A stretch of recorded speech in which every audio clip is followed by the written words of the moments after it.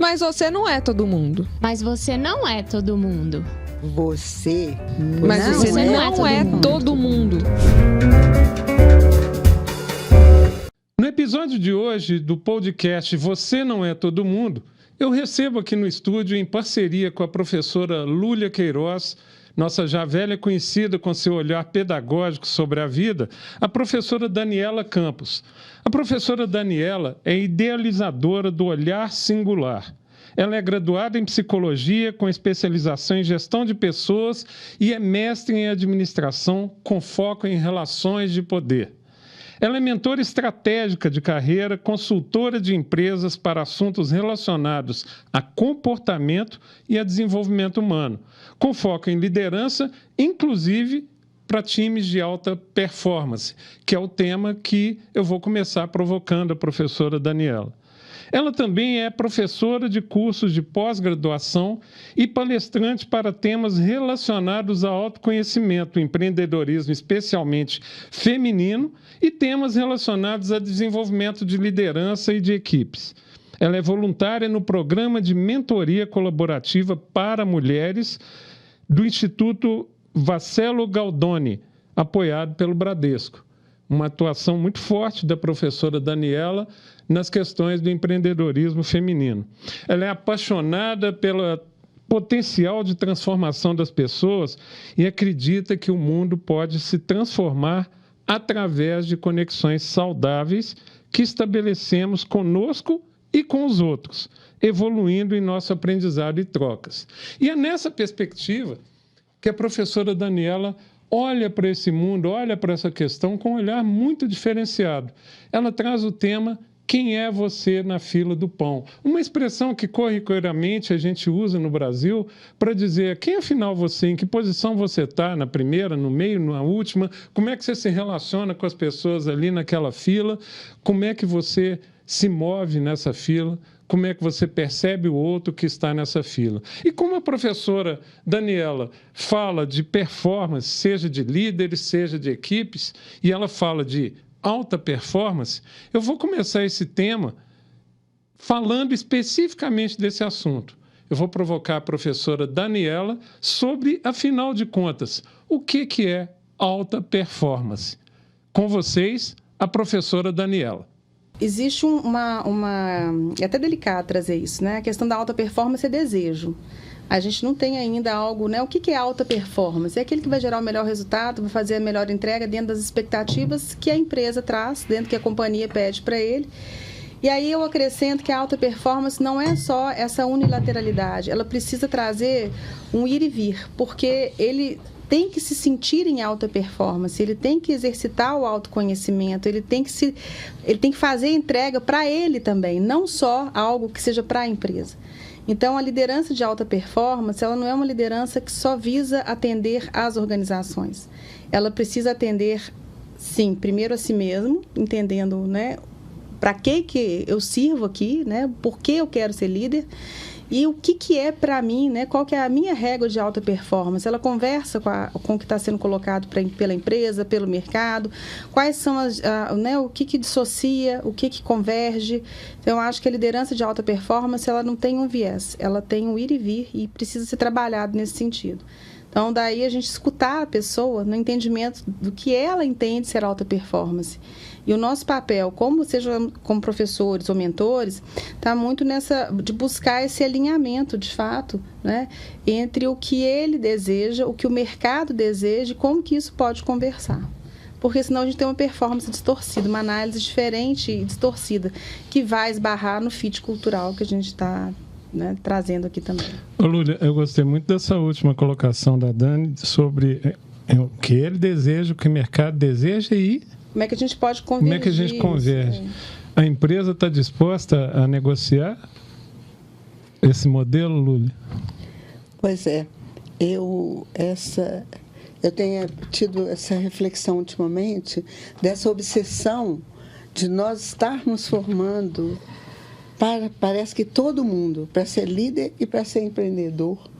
E tem milhares de papéis intermediários altamente satisfatórios, que têm outras configurações que necessariamente não são essas. De novo, já que você falou do adolescente, aí eu vou falar do meu adolescente lá, que ganhou o troféu do pênalti, né? Foi o campeão do pênalti, e chegou tranquilamente e falou assim: vó, mas não é pro pênalti que eu gosto. Eu gosto de ser o último recurso que o time tem. Eu gosto de ser goleiro. Olha, eu gosto de ser o último recurso que o time conta com ele. Entendeu? Então, olha como é que ele vê o papel do goleiro. Entendeu?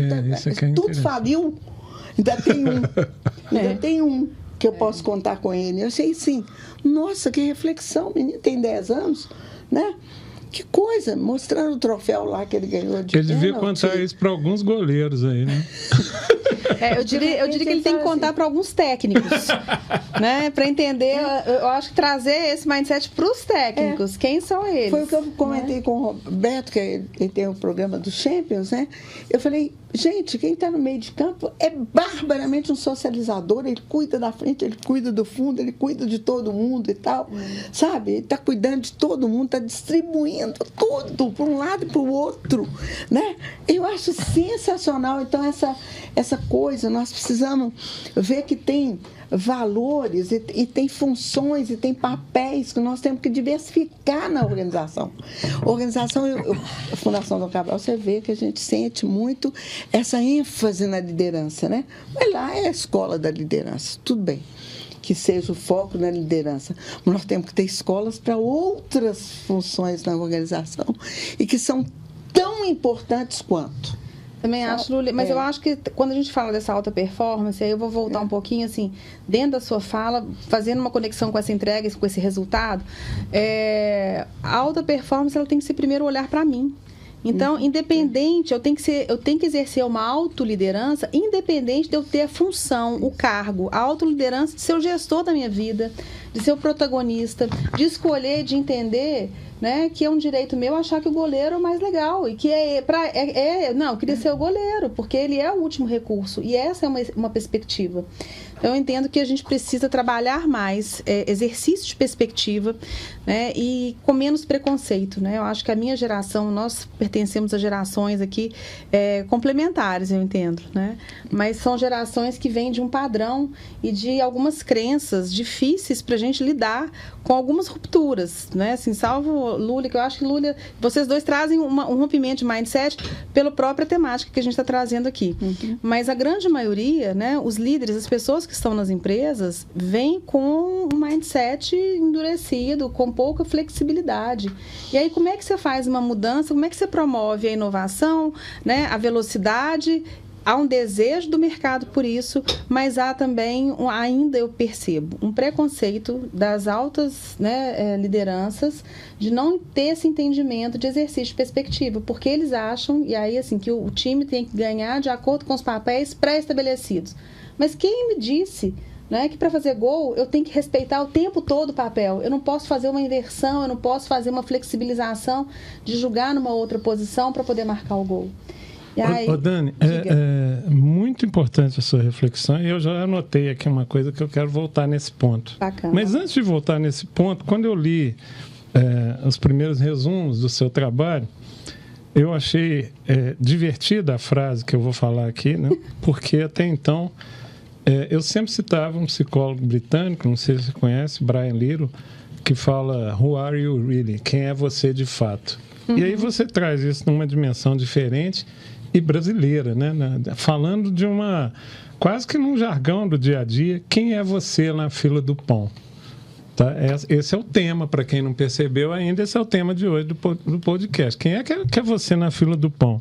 Que história é essa? Conta pra gente. A gente sabe que é importante reconhecer, né, que os indivíduos são diferentes, nós já estamos falando disso aqui, isso é a natureza do que é SPEC. As pessoas são diferentes, elas têm que se entender. No último podcast, a Lúlia falou muito disso, né, a percepção de si mesmo, tá? E que isso vai determinar o projeto de vida dela, né? Então, fala um pouquinho do tema, quem é você na fila do pão?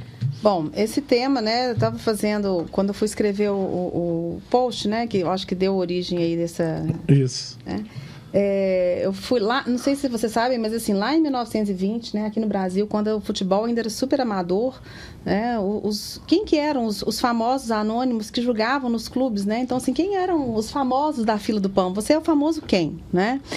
E aí eu me lembrei também do Alberto Roberto, não vai ser um aqui comum para todo mundo, eu acho que já um personagem. Seu filho já não sabe Não. Mas assim, que pena, porque são personagens que o Chicanito fez e que, né, eu acho que esse cara marcou, assim, né? Eu gostava demais dele, aquela forma dele de falar, né? Ele era ele queria ser um famoso, mas ele era super anônimo dentro do que, né, dentro do contexto dele do artista.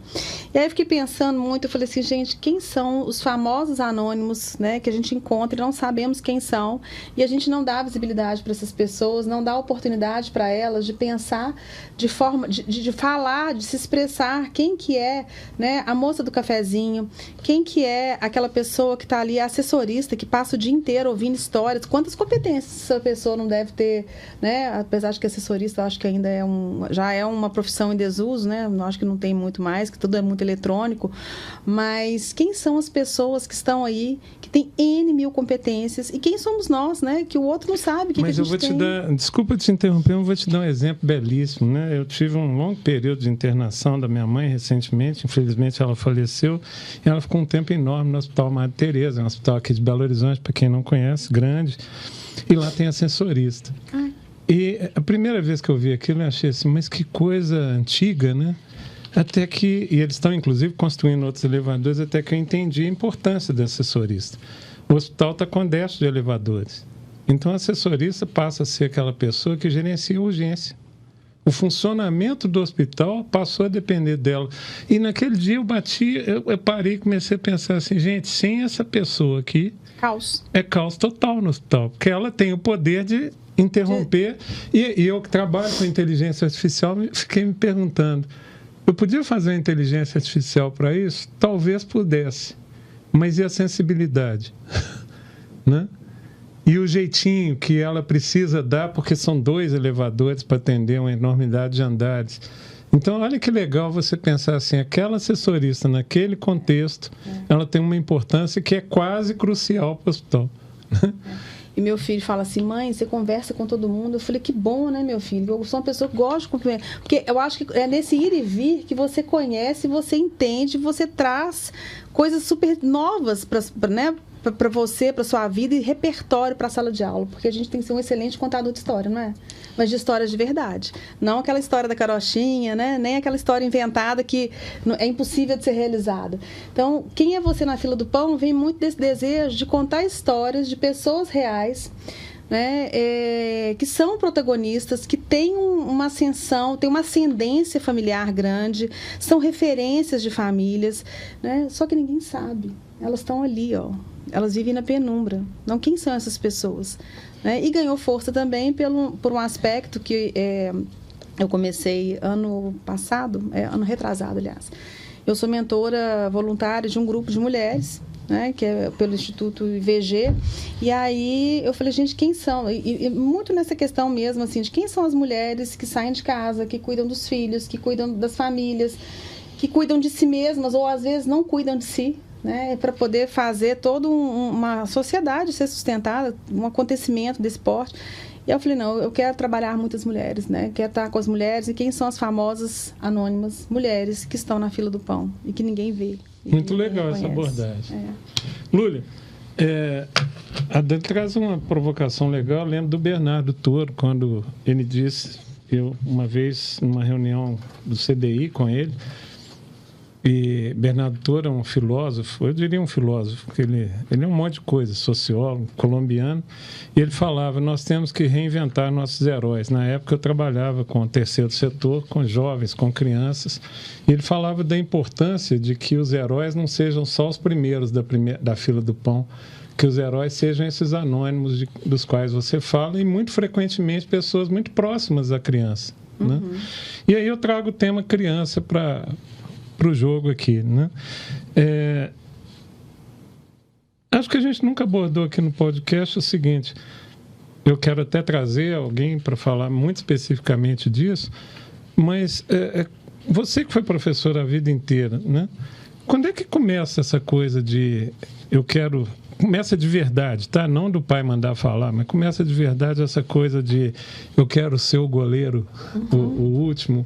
Quando é que a criança começa a manifestar essas diferenças, né? E quando é que ela começa, por conta de manifestar essas diferenças, a começar a significar aquilo que Bernardo Torres chama dos heróis, né? E aí eu me lembro, quando eu trabalhava nessa região, os heróis eram o cara, infelizmente, muitas vezes o traficante, outras vezes o pai, que era traficante, outras vezes o pessoal do pagode, outras vezes um músico famoso. Então, quando é que essa gênese de diferença entre as pessoas começa? O que você já viu da sua experiência trabalhando com crianças menores? Isso, tem muitas experiências no mundo para falar disso. Quando é que começam nossas diferenças? A gente já nasce diferente, né? Cada um de nós é absolutamente único. E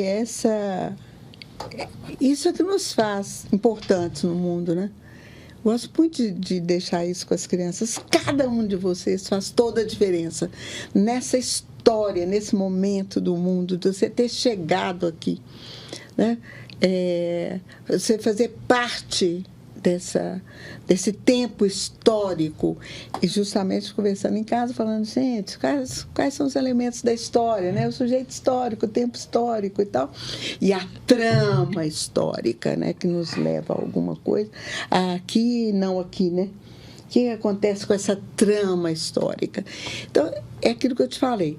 A escola tem que ser o lugar que ela vai oferecer todas as oportunidades para que o melhor potencial emerja, para que aquele menino, por exemplo, que eu estava lá na escola rural, aqui próximo de Belo Horizonte, você encontra um escultor de 10 anos.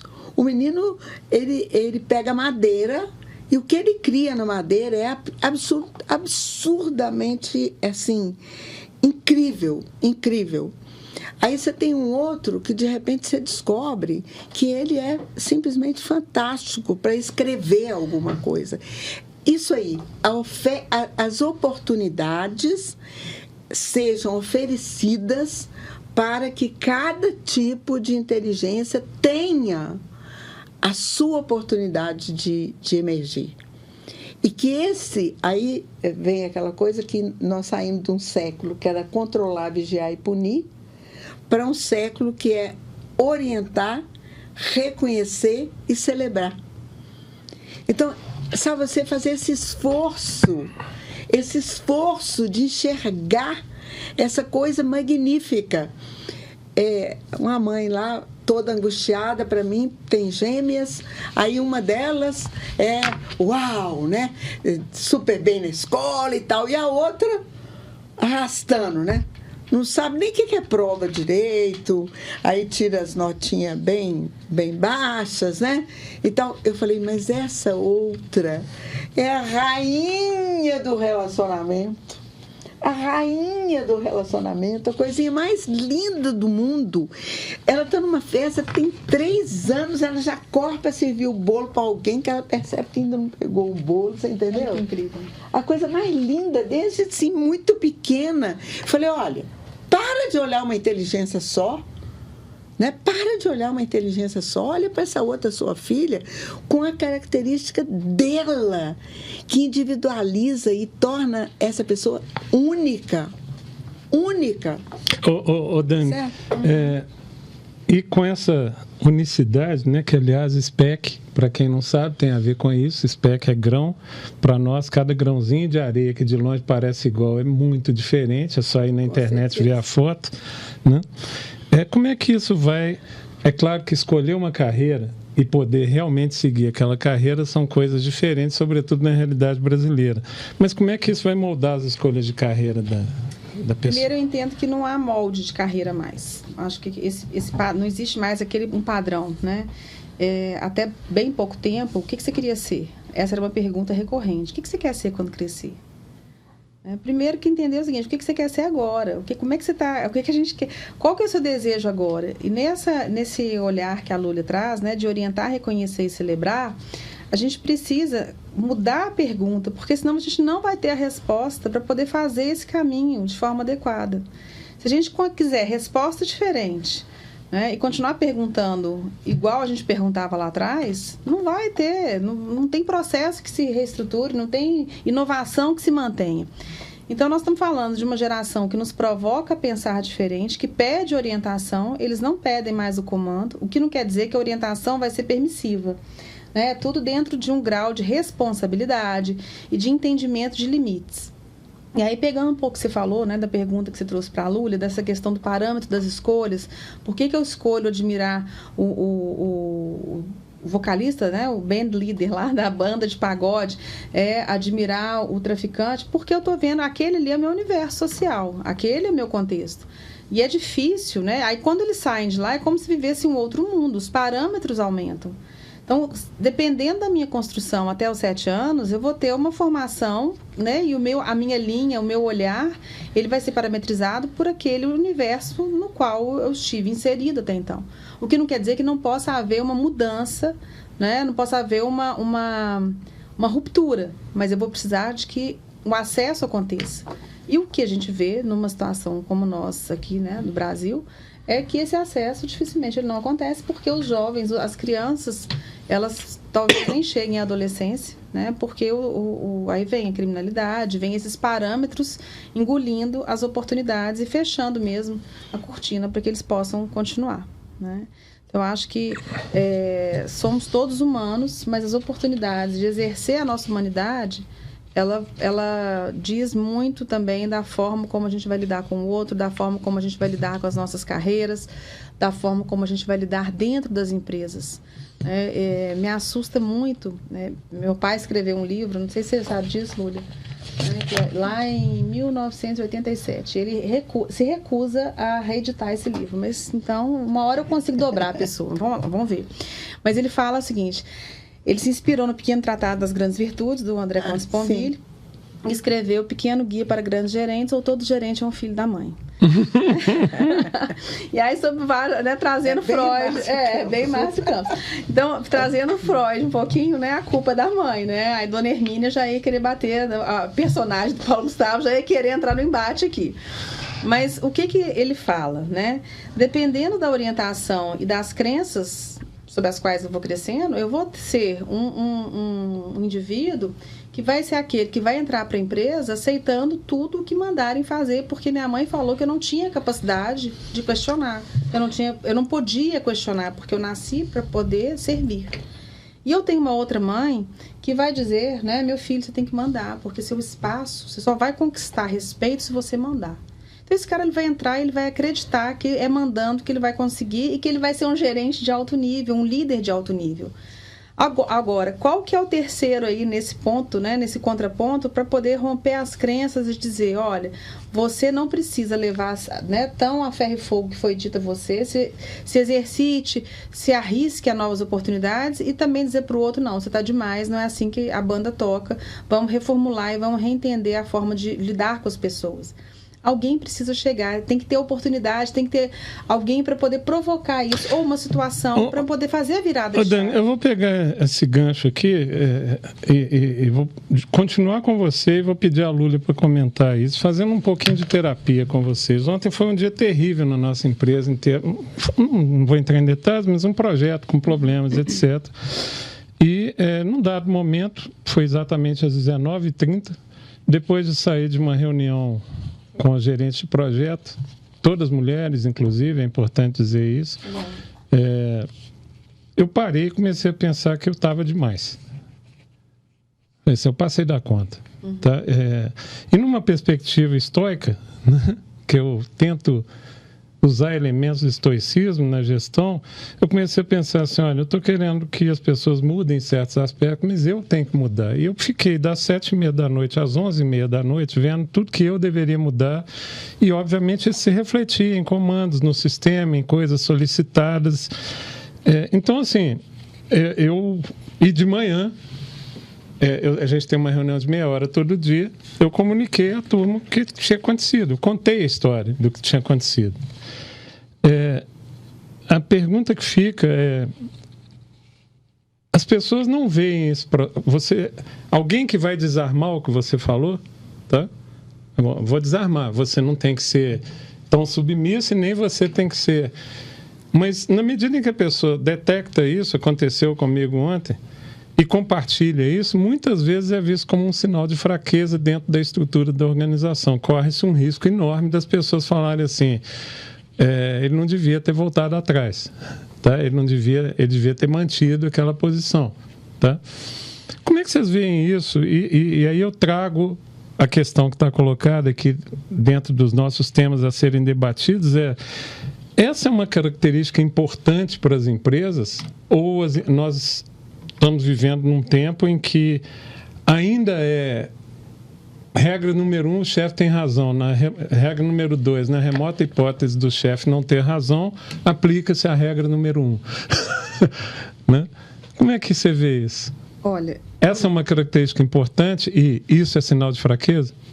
Bom, eu queria primeiro trazer o seguinte. A gente está vivendo aí uma onda grande de falar assim, não, mostra a sua vulnerabilidade. O gestor tem que demonstrar a sua vulnerabilidade. Ok, mas as pessoas não estão prontas para receber e entender que a vulnerabilidade é vulnerabilidade que é passível de todos nós termos. Né? E o gestor é uma pessoa que ocupa um cargo, que é mecânico. Né? Então, é alguém que é humano ocupando algo mecânico. Então, a vulnerabilidade, se ela não for exposta para um time, para pessoas que sejam maduras, ela vai ser encarada, sim, como uma fragilidade, e uma fragilidade pode expor, sim, negativamente o líder, não só para aquele time, mas para a empresa. A gente não pode passar pano para isso. E algumas empresas, eu diria que a maioria, de forma geral, principalmente se a gente pegar aqui indústria, né, pegar essa parte mais pesada, a negociação, a conversa é mínima. Ainda a relação comando e controle, ela existe e ela não saiu de cena. E é difícil mudar. Mas isso não estimula... Eu entendi o que você colocou, acho que extremos nunca são bem-vindos, mas isso não estimula aquele que errou a falar assim, olha, errei, vou errar de novo e vou passar da conta de novo. Você disse de reconhecer? Uma vez que a exposição dessa fragilidade é um risco, tá? Para não correr esse risco, ele repete, mais ou menos, e aí ele não quer fugir aí ele fica correndo em volta do rabo. Isso, exatamente. Aí como é que você vai parar de correr em volta do rabo? No momento que você entender a real necessidade, né, qual que é o seu ganho direto para não fazer isso acontecer mais? Isso. Né? Qual que é o seu impacto na vida dos outros? O que você traz de benefício? Que aí eu acho que é o alto nível que ele entra, né? Que gestor, que líder de alto nível você quer ser? É uma escolha pessoal. E só para deixar claro, quando eu citei a questão do passar da conta, porque tem um estereótipo que o passar da conta é xingar, não é nada disso, tá? É passar da conta no grau de cobrança que está sendo feito, né? E em algum momento você tem que falar, olha, não adianta eu cobrar... eu sou engenheiro de formação. Se você estressa uma peça, ela se rompe, tá? Se você continua a estressar, ela se rompe de novo. Se você troca a peça, estressa de novo, ela se rompe de novo. Então, passar da conta vai na direção do entendimento de que é preciso essa autoconsciência de quais são os limites das pessoas, ou seja, conhecer o outro, para que você gerencie, inclusive, de forma equilibrada cada uma dessas pessoas. E esse entendimento vem antes ainda, né? Essa autoconsciência ela vem pela sua predisposição genuína de se autoconhecer. Então, de se conectar consigo. Não tem essa mudança, né? Eu falo que são muitos frames que a gente vem vivendo aí. Mas para chegar a uma mudança, a externalizar uma mudança real, no sentido de ter o comportamento, né, vulnerável, exposto, algo lá atrás já tem que ter acontecido. Porque senão vira algo para inglês ver também. Fica Sim. só modismo. E eu não consigo fazer uma mudança real. E as pessoas percebem que isso é o sorriso do Coringa, que isso não é algo legítimo. E se isso não é legítimo, as pessoas, estou vendo, né, a Lúlia está aqui com a inteligência emocional na mesa, e se isso não é legítimo, a gente coloca, né, todo um processo de entendimento das emoções, todo um processo de apropriação das minhas emoções em xeque. Eu não consigo. É como um marido que trata mal a família e promete que nunca mais vai fazer de novo, mas faz de novo semana que vem. vem, na próxima oportunidade ele faz. Aí não dá. Lúlia, nós tratamos disso no último podcast, eu quero revisitar esse assunto com você. Mas agora numa perspectiva empresarial, para levantar a bola também para a Daniela. Existe alguma característica socioemocional que seria visceral nesse segunda decena do século XXI? Que seria muito importante, mas agora numa perspectiva empresarial, existe alguma coisa? Pois é, você falou aquele momento da conscienciosidade. No podcast anterior. É isso. Eu concordo, mas vou além. Deixa eu ser defendendo a conscienciosidade. eu vou defender a abertura. A abertura ao novo. Sabe? Porque a abertura significa que eu estou aberto para todas as possibilidades. Sabe? E aí, quando você falou da reunião de meia hora todo dia, tem um livro do Rancharan que chama Ataque. Nesse livro ele tem 2 páginas que ele fala dessa reunião. Ele diz que é a reunião mais produtiva que ele já viu na vida, que hoje é o que ele recomenda para toda e qualquer empresa que ele tem. E é uma de ajustes, e que ele fala o seguinte: todas as lideranças têm que estar presentes e todas as lideranças têm que abrir a reunião falando das suas fragilidades, daquilo que ele não conseguiu fazer, e procurando explicar por que ele não conseguiu fazer. E isso é declarado, será assim, e todos terão que falar, e todos terão que ter a disposição de contribuir com aquele líder para que ele resolva aquela fragilidade, que ele supere aquela fragilidade. E ele fala assim, olha, e todas as lideranças têm que estar presentes, estejam onde estiver. Se a reunião está acontecendo no oeste e ele está no leste do planeta, ele vai acordar e vai ficar presente nessa reunião. É reunião de 1 hora só. Uhum. É de 1 hora. Então, é essa reunião em que cada um fala ali 10 minutos, começa colocando aquilo que ele não deu conta de fazer. Entendeu? Porque aquilo que ele fala, o que deu conta de fazer, fica evidente, é muito rápido. Uhum. Mas aquilo que não deu conta, não é.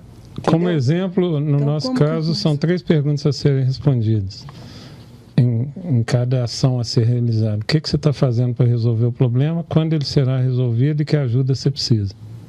Essas são as 3 perguntas. E aí eu passo a bola para você. O que você acha disso? Eu já volto, Lúlia. Concordo com a Lúlia e volto naquela questão de ter a maturidade. Se o líder não tem essa maturidade para fazer essa orientação, né, e entender e reconhecer-se limitado e reconhecer que o outro precisa dessa ajuda, ele não vai conseguir celebrar, porque a celebração ela vem pelo resultado. Então, eu acho que isso fala muito desse encadeamento, né? A maturidade de quem fala, de quem propõe, a maturidade de que aí ele precisa conhecer singularmente cada pessoa que compõe a equipe, aquela história do técnico, né? Que antes de ir para o jogo, ele tem que conhecer cada um no vestiário, entendendo o que cada um traz individualmente, porque eu posso ter um Hulk, né? Meu ídolo aqui, vou ter que defender, né? Estamos entre atleticanos. Basicamente, né? Vamos lá. Mas ele pode ser um cara fenomenal, tecnicamente, mas se comportamentalmente ele tiver alguma coisinha, um grãozinho de areia, que né, pode desarticular toda a técnica. E aí ele não vai interagir com o coletivo. Ele não vai fazer com que o time celebre, ele não vai conseguir fazer essa reunião. Orientar, recompensar, celebrar. Orientar, reconhecer, né? Celebrar. E celebrar. E uma outra questão, que é mais do que falar daquilo que ele não conseguiu, é dar também a oportunidade do outro e ser corresponsável pelo resultado de todos, falando, olha, o que eu posso te ajudar? E talvez não seja uma solução pronta, mas uma pergunta bem feita. Né? Porque esse é o processo também de aprendizagem. Eu não tenho que trazer a solução para você, eu vou te ajudar a pensar na solução, e no momento em que eu te ajudo a pensar na solução com uma pergunta interessante, eu também estou aprendendo a perguntar e até trazer uma questão à tona que eu também posso não estar conseguindo. Ô Daniela, tá ficando ótimo essa conversa, estou adorando. Quero voltar a bola para a Lúlia e fazer uma provocação aí que a gente já fez no último podcast. Vai lá, Lúlia. É que eu quero dizer o seguinte: o que é o problema? As pessoas precisam entender o que é o problema. As pessoas não entendem, elas nunca tiveram formação para identificar problema. Elas não tiveram. Então, elas ficam falando de causa, ficam falando de consequências, mas não conseguem ver o problema. E uma coisa assim, bem objetiva. Tem um grupo de cientistas que vai para o Canadá todo ano, de 6 em 6 meses, e eles têm que resolver um problema. O planeta Terra será atingido por um meteorito que vai destruí-lo. Isso. Aí fala assim, isso é um problema? Não, isso é um fato. Isso é um fato. Qual é o problema? Como evitar que o planeta Terra seja atingido pelo meteorito? Isso é que eles têm que discutir, estão discutindo lá. Isso que leva uma equipe interdisciplinar a se juntar para falar, meu Deus, o que é que nós vamos fazer? Mas fica todo mundo dizendo, vai ser destruída, vai acabar tudo, o meteorito vai cair. Farinha pouca, meu perão primeiro. Isso é fato. Então, ajudar as pessoas a entender qual é o problema que ela tem que resolver. Então, entrando lá numa sala, numa turma enorme, pego lá o jornal na entrada, eu tive que trabalhar problematização. Pego o jornal, está lá assim, 64 municípios mineiros entrarão em epidemia de dengue. Qual é o problema? Nossa, 64 municípios, o governador vai ficar doido, porque, gente, qual é o problema? Entendeu? Todo mundo está falando, eu falei, peraí, agora vamos dividir os grupos. Vocês são farmacêuticos dessa cidade, vocês são os médicos, vocês são donos do hospital, vocês são... que cada um de vocês tem que resolver. Você é o prefeito, está na prefeitura. Qual é o problema que cada um de vocês tem que resolver? Aí, nós temos que evitar que essa dengue aconteça. E se acontecer... Qual é a condição que o hospital tem que ter, que o médico Volta a bola para você, Daniel. Essa febre maculosa que está acontecendo lá, ontem a infectologista foi muito clara. Ela falou, a primeira coisa, gente, é colocar o corpo médico de estado de alerta e atenção para os sintomas. Entendeu? Porque necessariamente o corpo médico não está esperando que vai chegar na frente dele uma pessoa que está contaminada por um carrapato. Até porque, vamos pensar na medicina atual, são doenças mais antigas que os médicos de hoje não conseguem perceber. Falei, gente, é isso aí, entendeu? A primeira coisa que ela alertou. Mas aí essas duas estão concordando que um grande problema, talvez o principal problema, é que nas empresas as pessoas, já tratei disso com você, Lúlia, as pessoas não querem reconhecer sequer que exista um problema. Há várias maneiras de resolver um problema. Um deles é fingir que ele não existe. Mas se eu finjo que ele não existe, eu não preciso mais resolvê-lo. O que acontece? Que competências socioemocionais são necessárias, ou se é só formação, para que eu diga para as pessoas, olha, você tem que saber reconhecer o problema. Sem essa tarefa básica, você não sai do lugar, se você não souber qual é o problema. O que acontece quando a pessoa não tem competência socioemocional para isso, ou se recusa, a competência dela leva a dizer, olha, esse problema não existe. Ou em outras situações, olha, eu não concordo que a solução que o grupo propôs foi essa, eu quero que seja resolvido de outra forma. Eu já te passo, Lúlia. Voltando aqui um pouquinho, né, eu acho que isso traz para mim uma competência que é muito pouco explorada, que a gente sabe que tem que ter, mas não sabe como fazer para poder exercitar, que é a humildade. Opa! Se eu não tenho humildade, eu não reconheço o problema. Porque eu sou tão bom, né? Aí eu entro na soberba e do lado contrário do quem é você na fila do pão. Porque aí eu sou tão... Quem sou eu na fila do pão? É igual aquele, né? Que você sabe com quem você está falando? Não. Então, para mim, não faz diferença nenhuma, né? Eu posso entrar na soberba, eu posso achar que eu sou o melhor da fila do pão. E no momento em que eu acho que eu sou melhor, eu não tenho problema, o problema é seu, e aí eu me isento de qualquer responsabilidade daquilo que possa dar errado. Porque eu sei do que eu sou capaz, mas você não sabe do que eu sou capaz. E vai continuar sem saber, porque eu não vou ter a humildade de entender, de me expor. E eu acho que esse ponto que você trouxe também um pouquinho antes, né, da questão de compartilhar com o time, com o seu time, que você voltou atrás, que você tá, ó, gente, né, desacelerei, enxerguei com mais clareza. Qual é o problema? Isso não pode ser problema. Porque se houver uma maturidade do grupo. Se houver maturidade do grupo. Daí a importância das lideranças conhecerem cada um individualmente e como que esses indivíduos reunidos vão performar de forma coletiva para poder celebrar. Porque senão não vai haver celebração. Esse é o ponto. Se o líder não conseguir fazer essa construção, ele não vai conseguir fazer com que o time celebre. Aí resultados ruins virão e, obviamente, outras questões, né, emocionais vão surgir, como, por exemplo, a gente não consegue chegar, atingir, a gente não consegue fazer a entrega, aí vem frustração e a frustração vem baixa energia vem praticamente zero produtividade. Fazer recuperação disso é algo muito delicado. Então, entender-se e praticar a humildade, eu acho que seja o primeiro ponto, né, da balança, sabe? Assim, a balança do fiel. Lúlia, direto para você, humildade. Põe humildade aí, né? Porque você tem que falar de humildade. Falar de humildade. Isso aí é o que eu quero ouvir de você. Eu concordo com ela e tudo mais, só quero desfocar do sujeito. Eu quero objetivar o problema. Entendeu? Então, eu fazer com que as pessoas enxerguem o problema, porque a maturidade não é dada, a maturidade é conquistada, ela é uma aprendizagem contínua, né? Nós nunca estamos prontos, nós estamos sempre nos fazendo acontecer. Então, se eu a priori espero que o grupo tenha maturidade para entender a minha vulnerabilidade, isso não existe. Não existe. Tá? Eu tenho que colocar naquela situação uma tal objetividade que eu levo as pessoas a querer contribuir para a solução do problema. É aí que eu estou te falando.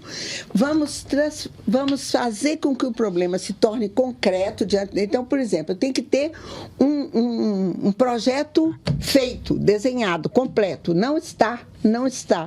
Houve uma grande procrastinação. As pessoas julgaram para frente, não fizeram o que tinham que fazer, certo? A minha neta de 18 anos, eu queria um projeto, eu queria fazer um negócio, mas quando eu fiz a segunda reunião, eu vi que ninguém tinha feito nada que eu tinha combinado. Beleza. Então, apanhando a vida já. Então, eu fico pensando assim, vamos lá, vamos objetivizar o problema, vamos colocar o que é fato, o que é problema e hipóteses de solução. Todo mundo tem que colaborar. Aí é o primeiro movimento de ganhar maturidade. Colaboração. Como é que cada um colabora? Colaboração. Fulano, o que você tem que dar para a solução desse problema? O que você traz para a solução desse problema? O que você traz? E tudo tem que ser escrito. Só somos seres históricos porque escrevemos. Os contratos têm que ser explicitados e tem que ser assinados. Tem que ter um ritual, tá? Tem que ter um ritual. Então, eu falo, por exemplo, na escola, resolveu fazer um curso de especialização, foi lá, escolheu o curso, fez, assinou um contrato social. O contrato diz que ele tem que ter 75% de frequência. Acabou de assinar o contrato, entrou na sala, quer negociar os 75% de frequência? Não, alto lá, cara. Você é totalmente livre para estar aqui, para estar nessa empresa, para estar nessa atividade, para fazer esse trabalho. No momento em que você assinou o contrato, você se comprometeu, acabou. Dali em diante, tanto eu tenho que cumprir o meu papel, quanto você tem que cumprir o seu. Dentro das regras do contrato. E o contrato estabelece o quê? A tarefa, o que eu vou fazer, até quando, com que qualidade, junto com quem, quais são as entregas que eu tenho que fazer. O contrato tem que ser claro. Todas as pessoas têm que saber o que vai ser exigido delas, quando, como, por quê e para quê. Tá? Daniel. Eu entendo assim. E eu acho assim, Aí as pessoas vão ganhando essa maturidade, que é a maturidade no trabalho. Talvez não tenha nem tanto, mas naquela relação, aquilo ali está explícito, o que se espera e o que foi feito. Aí tem um movimento todo, e esse movimento tem que ser corrigido o tempo todo, então. Entendeu? O tempo todo. Dentro desse movimento que tem que ser corrigido, Daniela, a gente acaba falando de uma relação nova que surge aí. A empresa, ela tem... Nós, por exemplo, temos, né? A gente tem até um termo para isso. Nossa empresa chama-se CUCAC, né? SPEC é o nosso produto. E a gente cunhou o termo CUCACer. Você é um CUCACer, tá? E o CUCACer, ele tem um mindset. A gente tenta orientar as pessoas. E se você ler o mindset, ele está todo voltado para, essencialmente, como as pessoas resolvem problemas, tá? Difícil, mais fácil de falar que fazer, mas é necessário ficar repetindo isso. Mas dentro dessa ideia, surge a ideia de que, olha, as pessoas têm que se encaixar culturalmente com a empresa, tá? Aí duas provocações surgem. Primeiro, é lícito a empresa, nesse contrato a qual a Lúlia se referiu, que ela estabeleça um encaixe que está fora de certos limites éticos ou até morais, não sei. Ou seja, vale qualquer cultura? Ou nós estamos entrando num tempo em que a sociedade não aceita mais qualquer cultura? Eu quero crer que a gente está num tempo que não se aceita mais qualquer coisa de qualquer jeito. As pessoas estão mais críticas, né? Ainda que a gente tenha que fazer um percurso enorme no processo de ensino, né? na educação, acho que a gente já avançou muito, então isso traz um grau de criticidade para os empregados, né, para os colaboradores, de forma mais ativa. Então, acho que ler contrato, a gente tem que ter o hábito da leitura do contrato, para entender, inclusive, cláusulas que não estão explícitas, porque no processo de cultura, de entendimento de cultura, muitas cláusulas não estão explícitas, e a gente precisa traduzir isso, né, da melhor forma, para a gente não fazer aquela compra enganada, porque pode acontecer, né, da empresa estar sendo muito clara, mas o meu desejo por fazer parte daquela empresa, seja por uma necessidade, por um desejo de fato de estar ligado àquela marca, ou simplesmente para poder suprir uma necessidade, me faz cego para algumas coisas. Eu deixo de querer ver ou considerar. Só que na hora do dia a dia, quando a coisa começa a acontecer, eu falo, opa, peraí, eu assinei 75% de frequência, mas eu sabia que o 75% não seria possível, mas eu precisava assinar, porque dependia daquele momento da minha assinatura. Mas aí como é que é? A gente vai mudar a regra do jogo no meio? Mas cabe? Esse contrato aí, Daniela, as empresas, na sua opinião, obviamente que eu estou falando de uma estatística grosseira, tá? Mas elas sabem de verdade qual é o contrato que elas estão propondo. Quando a gente fala de fit cultural, que é o termo mais... A empresa, no fundo, sabe do que ela está falando? Primeira pergunta, e aí eu logo em seguida vou querer ouvir a mesma pergunta para a Lúlia. E segundo, se a empresa anuncia, e não só através de um contrato, mas, por exemplo, através do famoso código de ética. No nosso caso, por exemplo, o mindset está descrito no código de ética. Tá? Do outro lado, quem lê o contrato pode agir como a gente, aliás, age na maioria das nossas compras aí pela internet, que a gente fala, esse contrato é muito grande, eu não vou ler esse contrato, eu vou dizer que eu concordo com ele. Então, a empresa sabe que contrato está propondo de verdade, ela sabe qual é a cultura que ela quer, e quem assina, lê o contrato, na sua opinião?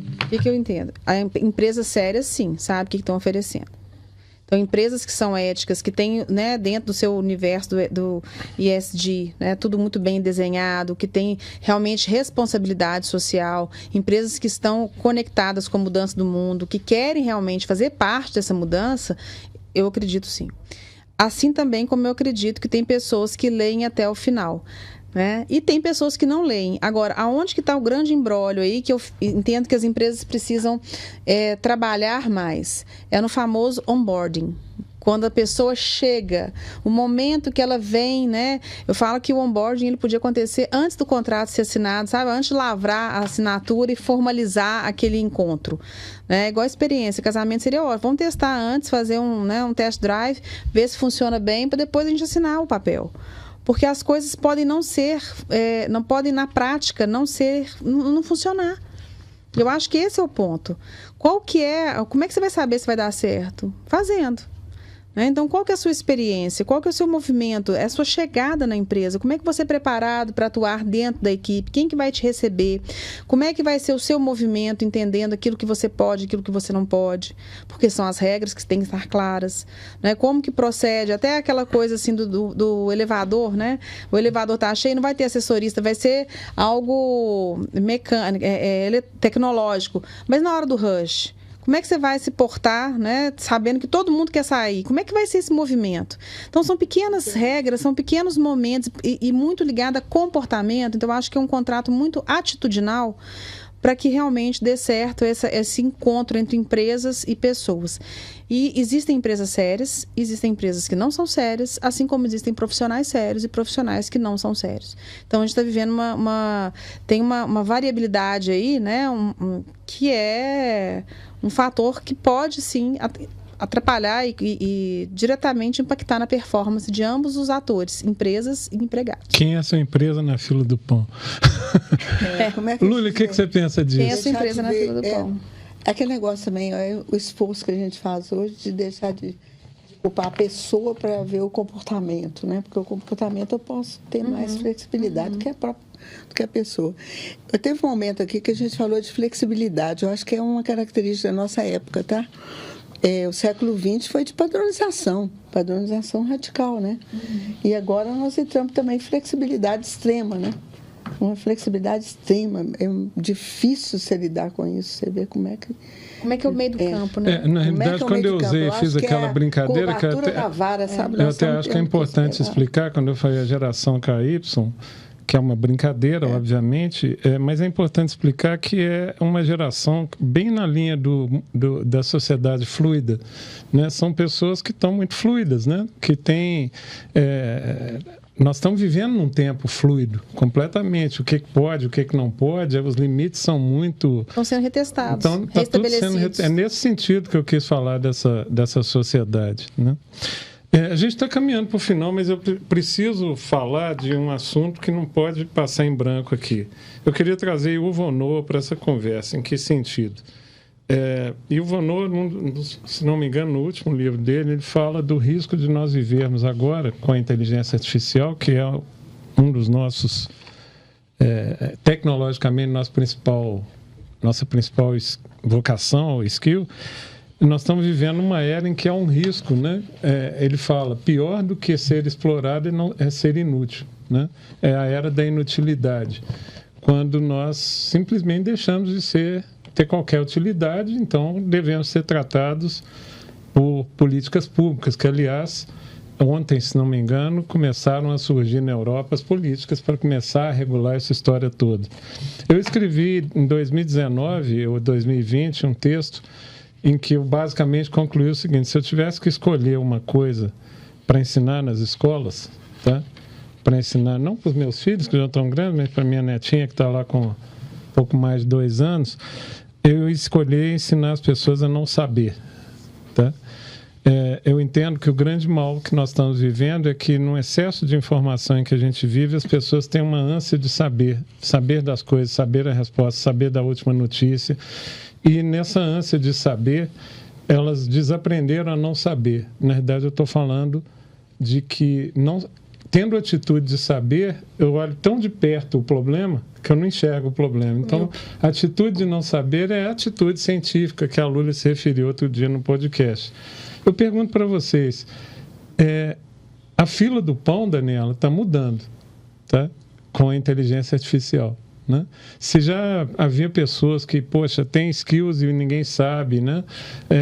A fila do pão está ficando mais complicada com essa inteligência artificial.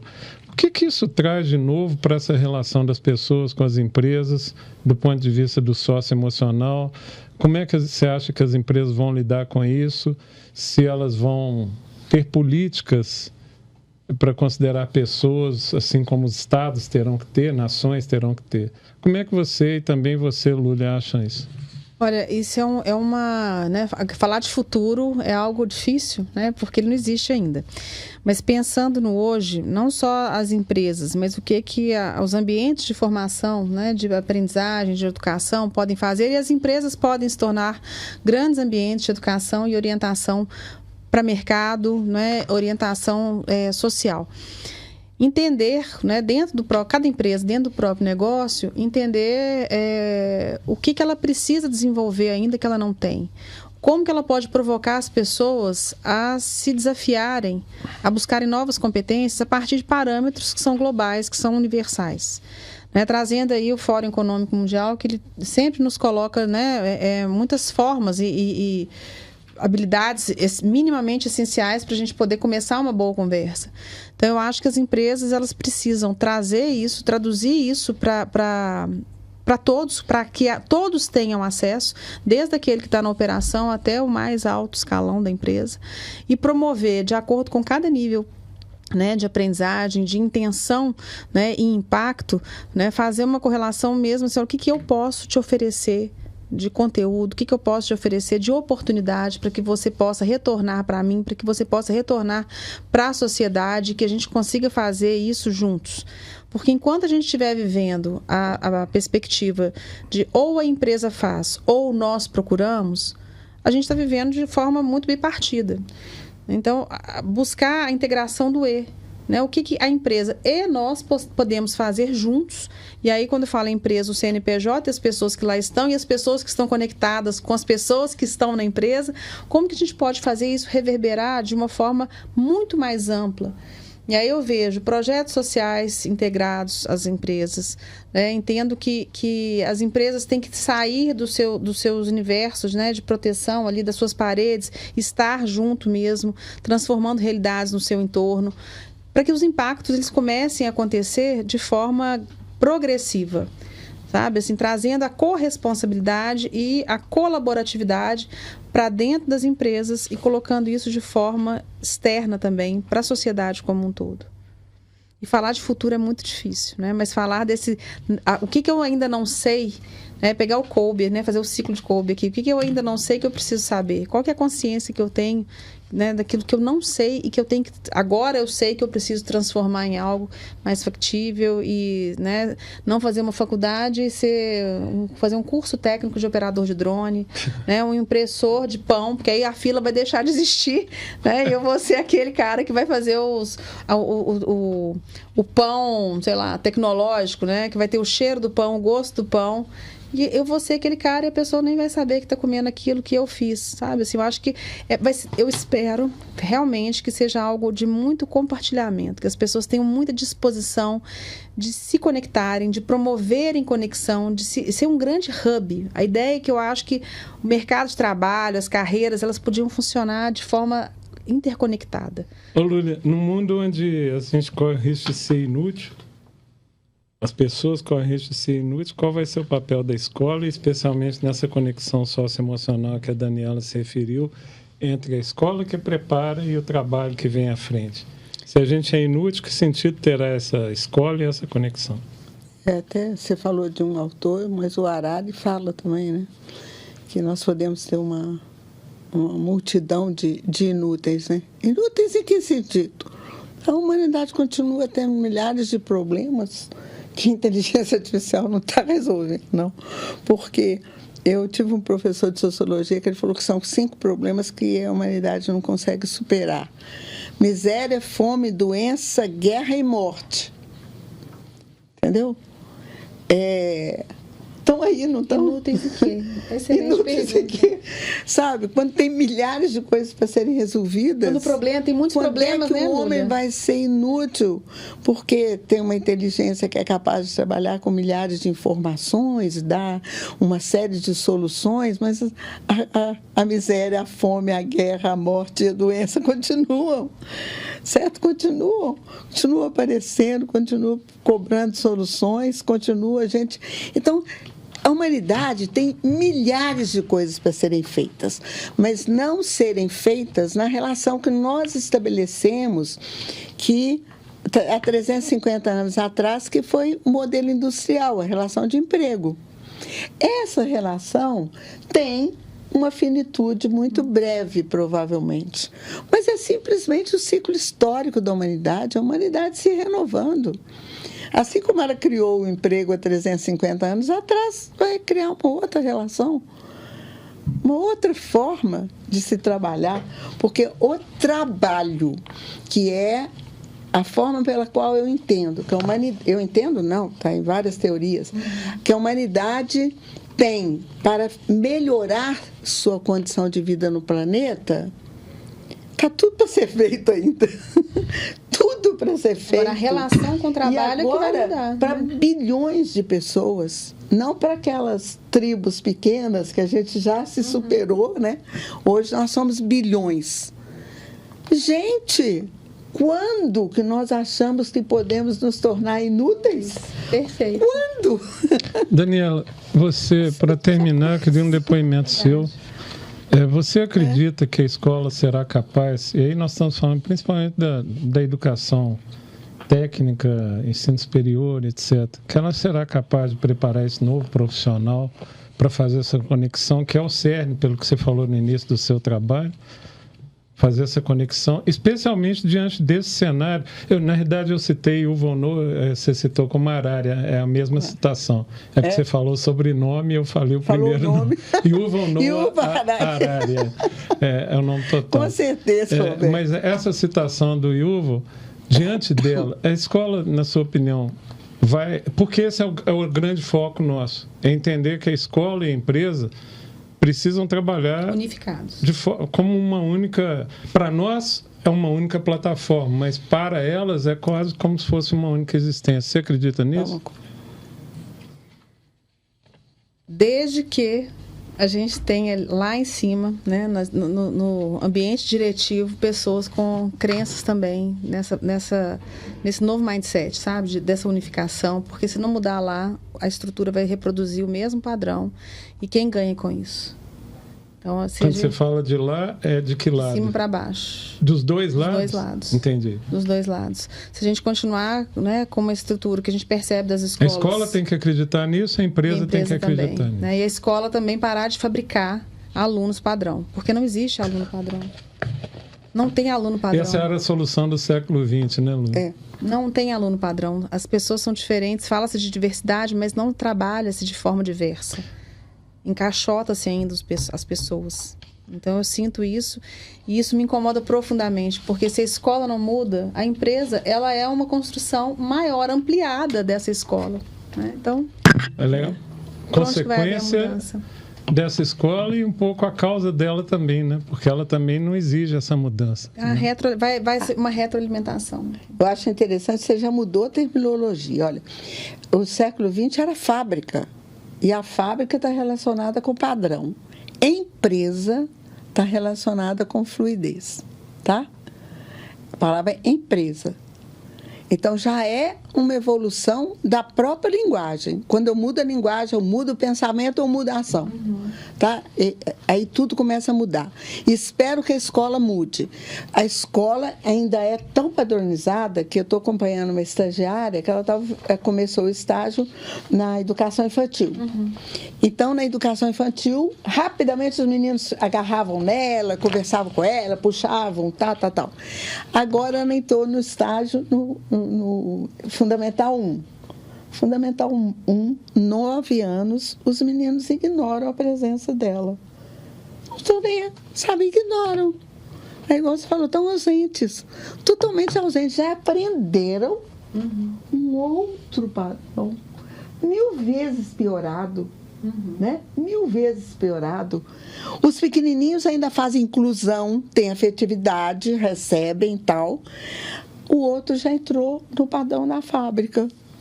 Da fábrica, é isso aí. Não tem nada a ver com essa pessoa que entrou aqui na sala, não tem nada a ver. E ignoram. Gente, é muito assustador. Eu gostaria só de completar que o ideal seria que a gente procurasse o flow, né? O flow, aquele encantamento, aquele entusiasmo que vem do equilíbrio entre desafio e competência, que eu tenho que sempre trabalhar com esses dois de tal forma que eles, um movimente o outro, e as pessoas possam conseguir esse encantamento que é definido pelo flow, né? Do Mihaly. Está no livro dele. Gente, como eu sempre gosto de definir, essa conversa foi mais uma das conversas, a meu juízo, deliciosas que nós tivemos aqui no podcast. Daniela, desde já eu quero deixar um convite, porque eu acho que a gente quer precisa explorar alguns subtemas desse tema de quem é você na fila do pão. Vou começar a usar a sua frase e te citar, porque é melhor do que citar estrangeirismos, né? Então, quem é você na fila do pão é bem melhor do que Who Are You Really? Não é? Né?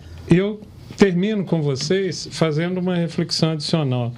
Eu que trabalho e trago a dimensão da tecnologia para essa história, eu costumo dizer o seguinte, que todo esse desafio colocado pela inteligência artificial, ele é dicotômico, né? Ele, ao mesmo tempo que é uma grande ameaça, especialmente para as profissões criativas nesse momento, ao mesmo tempo que é uma enorme ameaça, talvez seja a última chance da gente se redimir como sociedade, como seres humanos. Porque diante desta questão, e daí a conscienciosidade ser para mim tão preciosa, tá, Lúlia? Diante dessa questão, nós vamos ter que nos valorizarmos como indivíduos e como grupos apenas por sermos humanos e não por nenhuma outra razão, não por utilitarismos, né? Mas a gente dizer, olha, você é alguém na fila do pão pela única razão de que você existe, você é um ser humano e tem que ser respeitado como tal. Se a gente não for capaz de fazer isso, eu acho que nós não vamos perder a guerra. Nós já perdemos a guerra e não foi para as máquinas nem para as inteligências. Foi para a nossa própria incompetência. Tá? Queria agradecer, Daniela, a sua presença. Agradeço muito vocês aqui, papo delicioso. Uma oportunidade incrível de aprender. Você vai ser convidada a voltar para a gente falar de alguns aspectos que são detalhados. Lúlia, como sempre, minha ídola, agora que eu estou autorizado por você, caso seja um neologismo, né? Vou até conferir. E eu espero vocês no nosso próximo podcast. Divulguem para suas redes sociais, comentem, porque esse assunto para nós, além de precioso, a gente entende que ele precisa ser o mais discutido possível por todos. Tá? Se você gostou desse conteúdo, marque a gente, participe das nossas redes sociais, deixe aí seus comentários e também mande sugestões de aspectos desses temas que a gente vem tratando para as escolas e para as empresas que você gostaria que fossem abordados aqui. Um grande abraço, Daniela. Obrigada, um grande Roberto. abraço, Obrigada, Lúlia. Lúlia. Fiquem com Obrigada Deus. você Até. também. Obrigada. Valeu. Tchau, tchau. Mas você não é todo mundo. Mas você não é todo mundo. Você Mas Não, você você não é todo mundo.